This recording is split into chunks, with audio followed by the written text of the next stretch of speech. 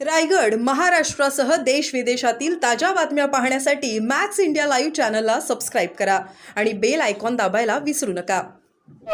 विधान भवन में कुछ हमारे विधायक ने लक्ष्यवेधी के माध्यम से मुझे एक निवेदन प्राप्त हुआ, तो उसमें मैंने परिवहन के अधिकारियों को बोला कि रैपिडो, ओला और उबेर जैसे ये जो संस्थाएं हैं वो महाराष्ट्र में बाइक टैक्सी का अवलंब कर रहे हैं और बहुत दिनों से वो बाइक टैक्सी चला रही है, अवैध तरीके से ट्रांसपोर्ट कर रहे हैं।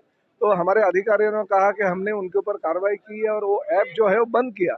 जिस वक्त मैं विधान भवन से बाहर आया तो अभी मेरे पीए ने एक रैपिडो बाइक चालक से बातचीत किया और वो पहुंच गया। उसको 195 रुपीज़ का भाड़ा लेने के लिए वो जब भी पहुंचा तभी हमने उनसे जानकारी ली, तो उन्होंने बताया कि रैपिडो के माध्यम से मैं 3-4 दिन से चला रहा हूं और मुझे ऑफिशियल उन्होंने परमिशन दी। तो ये गलत है।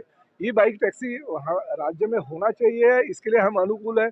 हम विधिमंडल में भी वो प्रस्ताव जो है वो लेके आए, सैंक्शन किया हमारे कैबिनेट में और साथ ही में हम उनको परमिशन दे रहे हैं, मगर उतनी जल्दबाजी करने की जरूरत नहीं है और जो भी नियमावली है वो नियमावली का पालन सबको करना पड़ेगा।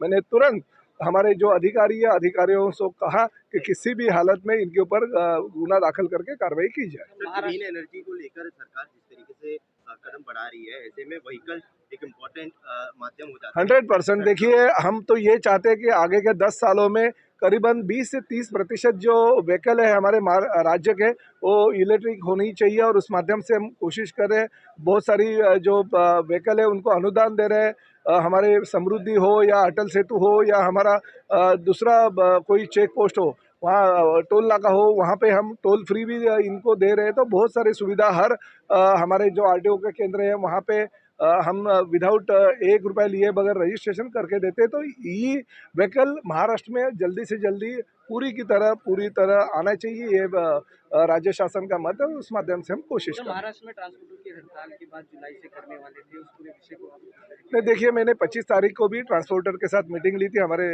जो उदय सामंत है उद्योग मंत्री और साथ ही में हमारे जो भीमनवार है परिवहन के कमिश्नर वो भी थे।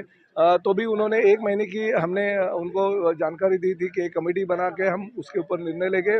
शासन सकारात्मक है और उसी तरह से कल आदरणीय मुख्यमंत्री जी के कहने के ऊपर हमारे जो चहल जी है, साथ में हमारे योगेश कदम जो राज्य मंत्री है और मैंने खुद मीटिंग ली और उनको 1 महीने के मोहलत देने की हमने मांग की है और साथ ही में हम सकारात्मक है। अगर हमारे ट्रांसपोर्टर के ऊपर अन्याय होता है तो निश्चित रूप से शासन उनके साथ में रहेगा, उनका अन्याय दूर करेंगे। आपके माध्यम से आज भी मैं यही कहना चाहता हूँ कि 1 महीने की मोहलत के लिए जो हमने कमेटी बनाई उसका रिजल्ट आने दो। रिजल्ट आने के बाद हम सकारात्मक निर्णय लेंगे। पुणे में सिर्फ महिला के साथ दुष्कर्म हुआ है। Thank you so much sir, thank you.